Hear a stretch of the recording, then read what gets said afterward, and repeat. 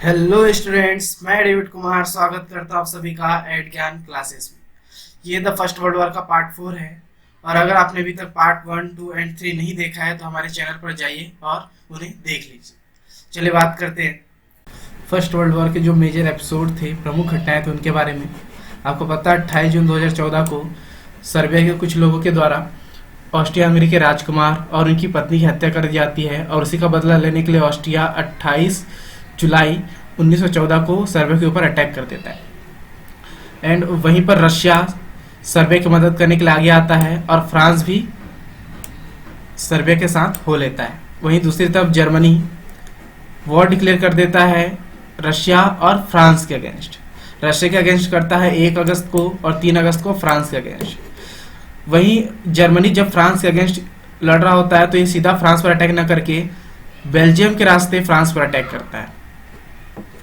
और धीरे धीरे 4 अगस्त को ब्रिटेन भी वॉर डिक्लेयर कर देता है जर्मनी के अगेंस्ट।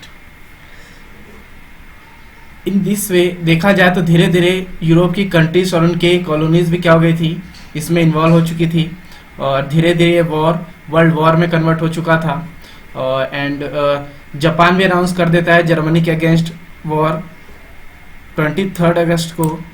एंड अक्टूबर में टर्की रशिया के अगेंस्ट वॉर डिक्लेयर कर देता है।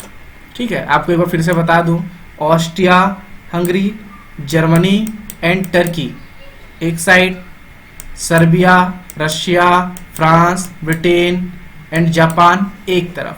अर्थात देखो एक बार फिर से बताता हूं मैं, ऑस्ट्रिया हंगरी हमला करता है सर्बिया के ऊपर, रशिया हमला करती है ऑस्ट्रिया हंगरी के ऊपर, फ्रांस भी हमला करता है ऑस्ट्रिया हंगरी के ऊपर, जर्मनी हमला कर देता है रशिया एंड फ्रांस के ऊपर,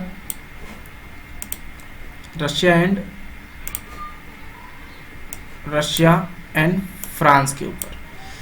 वहीं ब्रिटेन भी हमला कर देता है जर्मनी के ऊपर, एंड टर्की आक्रमण कर देता है रशिया के ऊपर। तो इस तरीके से ये हमला होते हैं। ये डेट याद रखिएगा कब कब हुए, एग्जाम में आपको कोई पूछा जा सकता है। वैसे इटली की बात करें तो इटली जो था वो अलायंस, जो जर्मन अलायंस थी उनके साथ था। आपको याद होगा इटली भी इनके साथ रहता है, इटली भी इनके साथ होता है, और ये एक तरीके से ज्वाइन नहीं करता इस वॉर को, क्योंकि ट्रीटी में ये हुआ था कि अगर कोई देश हम पर आक्रमण करता है तो हम एक दूसरे की मदद करेंगे, लेकिन यहाँ उल्टा हो रहा था, हम आक्रमण कर रहे थे। तो इटली ये कह करके मना कर देता है। और खास बात ये होती है कि इटली एक सीक्रेट ट्रीटी साइन कर लेता है ब्रिटेन के साथ और इस वॉर से हट जाता है। वही अमेरिका न्यूट्रल रहता है इस वॉर में, वो भाग नहीं लेता, लेकिन वो डायरेक्टली तो भाग नहीं ले रहा, लेकिन इनडायरेक्टली कहीं ना कहीं वो इसमें पार्टिसिपेट कर रहा था। जैसे फाइनेंशियल एंड जो एक तरीके से फूड हो गया, आर्मामेंट्स हो गए, ब्रिटेन और फ्रांस को ये प्रोवाइड करा रहा था। ठीक है, अर्थात अमेरिका इन्हें ऋण प्रोवाइड करा कर ब्रिटेन और फ्रांस को उनसे ब्याज इंटरेस्ट कमा रहा था। वही जर्मनी की कोशिश ये थी कि अपनी जो नौसेना है उनके बल पर वो ब्रिटेन और फ्रांस को दूसरे देशों के से जो उनका संपर्क है उसे खत्म कर दे। जैसे ब्रिटेन और फ्रांस को सहायता मिल रही है ब्रिटेन से, तो उनका संपर्क खत्म कर दिया जाए। यही कारण था कि ब्रिटेन से अमेरिकी जहाज अमेरिका आ रही होती है, अमेरिका के कुछ लोगों को लेकर के, और जर्मनी अपनी पनडुब्बियों से अमेरिका के जो नागरिक जिसमें रहते हैं, ब्रिटेन से जिस नाव से आ रहे होते हैं, उस पर हमला कर देती है, जिसमें अमेरिका के 128 नागरिक मारे जाते हैं। और फिर इसी इंसिडेंस के बाद अमेरिका 6 अप्रैल 1917 को जर्मनी के अगेंस्ट वॉर डिक्लेयर कर देता है, और इसके साथ ही विश्व का पूरा महाद्वीप क्या हो जाता है, हमारा युद्ध के चपेट में आ जाता है। अब वहीं अमेरिका के युद्ध में उतरने से पलड़ा भारी हो जाता है, और अमेरिका अपने पूरे संसाधनों के साथ, रिसोर्सेज के साथ इस युद्ध में आ जाता है। और साथ में ही जर्मनी के सम्राट, याद हो उनका नाम केसर विलियम द्वितीय, इनका भी विरोध हो रहा था उनके देश में, जर्मनी में ही, लोकतंत्र की स्थापना के लिए, डेमोक्रेसी की स्थापना के लिए। वहाँ के लोग चाहते थे कि यहाँ डेमोक्रेसी स्टेब्लिशमेंट हो।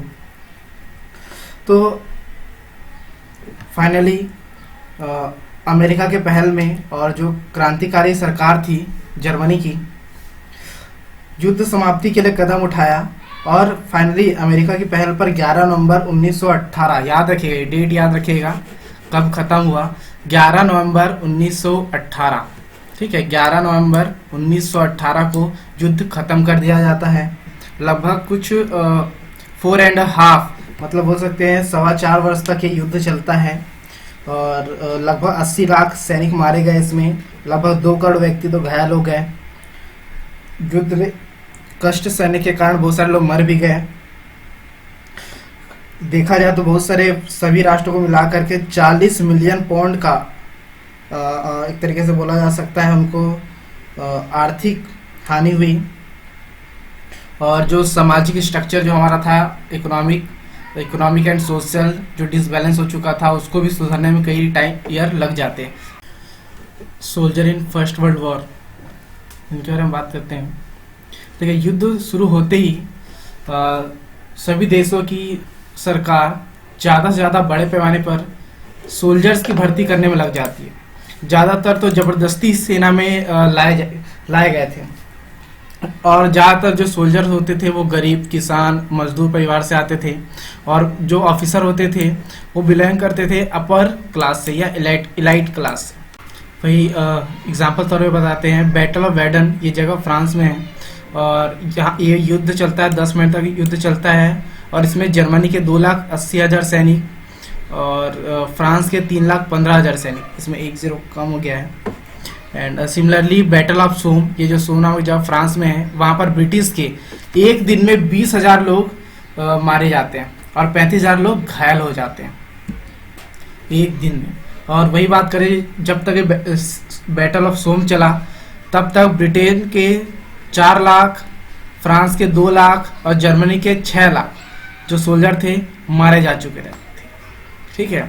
और वही बात करते हैं ट्रेंच के बारे में। जो अपोजिट सेना रहती है उससे बचने के लिए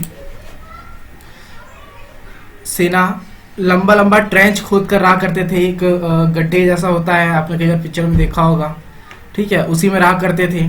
चाहे बारिश हो या कोई भी मौसम हो, एनी टाइम उनको वहीं रहना होता था और वहीं पर उनको खाना होता था और सभी काम उनको वहीं पर करना होता था और मैक्सिमम ऑफ इंजरी हुआ करती थी उनको, ठीक है। जैसे एग्जांपल तौर पे अगर किसी को चोट लग गया तो वो छोटा सा चोट बहुत बड़े घाव में बदल जाता था और उस समय एंटीबायोटिक की खोज भी नहीं हुई थी, आविष्कार भी नहीं हुआ था जो इन्फेक्ट होने में, छोटा सा इन्फेक्ट होने में, इन्फेक्शन होने में बचाया जा सके। तो धीरे धीरे उनकी हालत बहुत ख़राब थी और उन्हें प्रॉपर मेडिकल ट्रीटमेंट नहीं मिल रहा था उन सोल्जर्स को और मैक्सिमम ऑफ सोल्जर इसी में मारे जाते हैं। और इसी को देखते हुए लगभग 25 लाख जो सोल्जर थे वो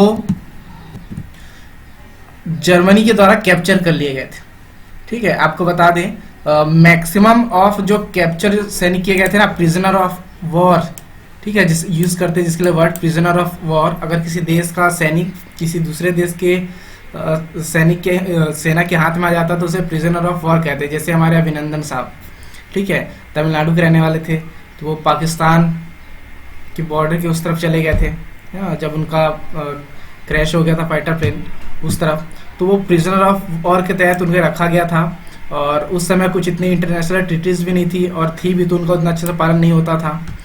और मतलब अर्थात अगर कोई भी प्रिजनर ऑफ वॉर,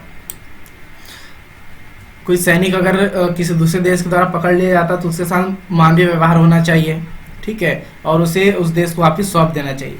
लेकिन उस समय ऐसा नहीं होता था कि कोई भी इंटरनेशनल जो ट्रीटीज तो उनको इतना अच्छे से मानता भी नहीं था और कुछ इतने अच्छे पावरफुल ट्रीटीज भी नहीं हुई थी, तो उनके साथ ही बहुत ही इनह्यूमन तरीके से पेश आया करते थे सभी लोग। और जर्मनी लगभग 25 लाख सोल्जर को वो प्रिजनर बनाकर रखा हुआ था अपने कैंप में और लगभग क्या उन्हें मार ही दिया करता था, ठीक है।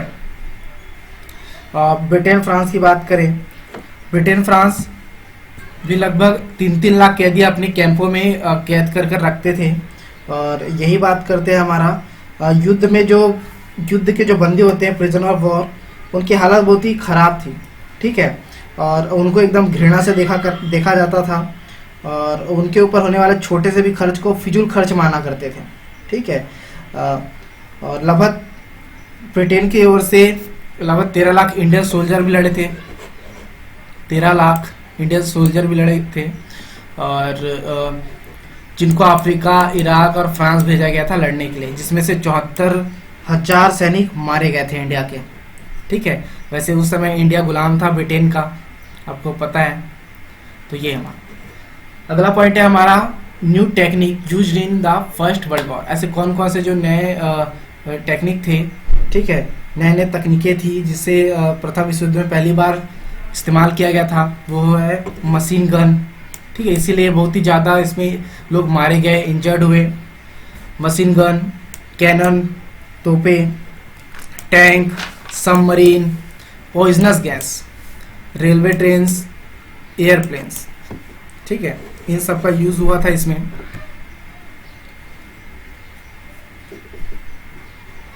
देखिए, सबसे पहले अगर मशीन गन की बात करें तो मशीन गन जैसे आपको बताया भी, ट्रेंच, जो लंबे लंबे ट्रेंच बनाए जाते थे, उस ट्रेंच में ये सोल्जर्स रहा करते थे, क्योंकि अगर कोई सोल्जर उस ट्रेंच से बाहर निकलता था तो सामने तरफ से, अपोजिट सेना से हैवी फायरिंग होना चालू हो जाती थी।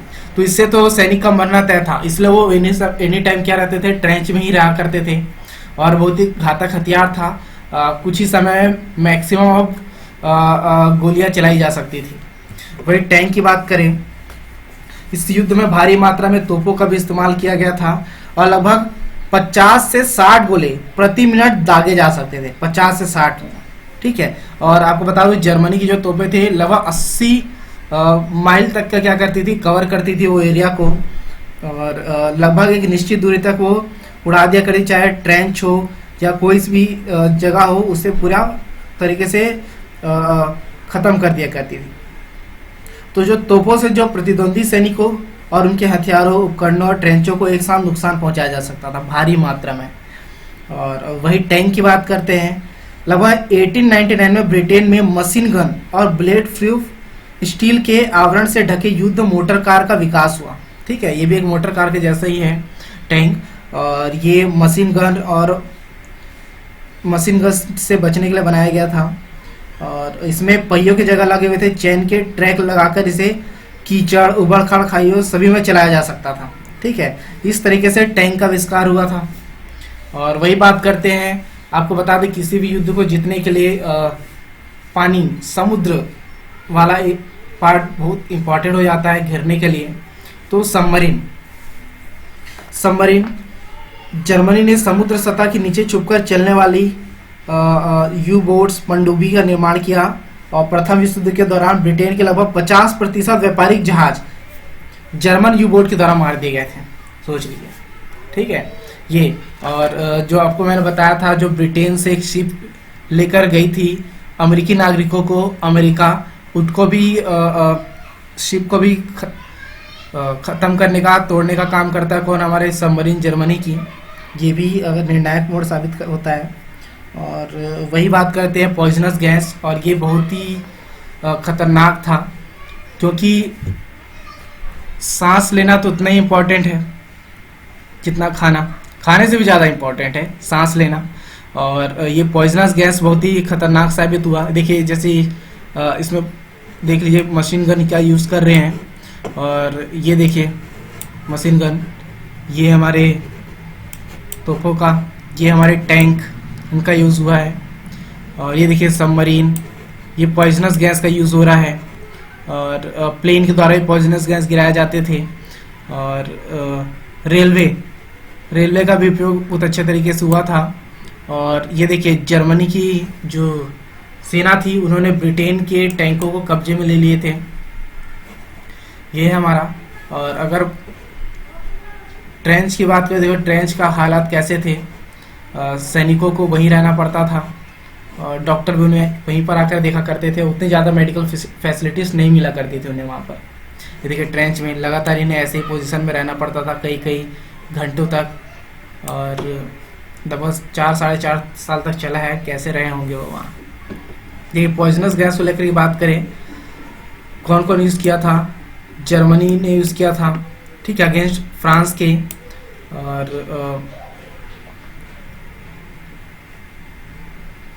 ब्रिटेन एंड उसके अलाइंस ने भी उनके जो सहयोगियों ने भी इस गैस का यूज़ किया था।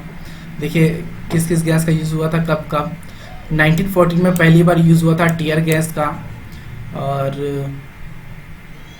1915 में पहली बार यूज़ हुआ था क्लोरीन गैस का, और 1915 में पहली बार यूज़ हुआ था फोस्जिन कोई गैस है वो, एंड मस्टर्ड गैस है 1917 में यूज़ हुआ था। तो इसको पढ़ लीजिएगा स्क्रीनशॉट ले करके। देखिए कितने डेथ हुए थे पॉइजनस गैस के कारण, इसे देखा जाए तो लगभग देखिए टोटल डेथ हुआ है 8109, और इतने लोग मारे नहीं गए पर इफेक्टेड जरूर हुए इससे। तो टोटल ये ब्रिटेन के, हमारे फ्रांस के, एंड वही बात करते हैं। देखिए टोटल 12,96,000, ठीक है, सैनिक जो थे वो थे, उनमें से 91,198 सैनिक मारे गए, और मरे नहीं पर वो इंजर्ड हो गए गैस से। जैसे अगर गैस आंखों में जाती है तो आंखों की रोशनी भी जा सकती है, या फिर और भी बहुत सारे प्रॉब्लम क्रिएट हो सकते हैं।